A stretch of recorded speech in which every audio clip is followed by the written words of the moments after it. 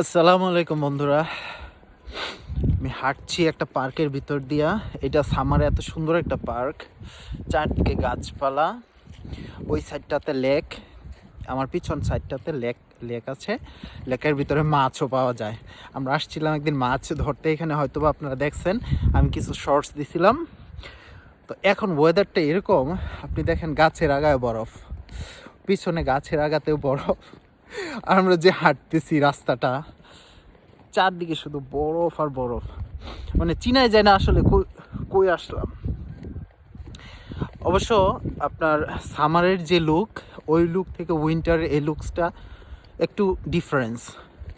Like ওই সময় শুধু সবুজ, সামারে শুধু সবুজ থাকে আর রঙিন থাকে, আর উইন্টারে এখন মোটামুটি পুরোটাই সাদা ধবধবে। তো এই ছিল যে summer between winter in Canada.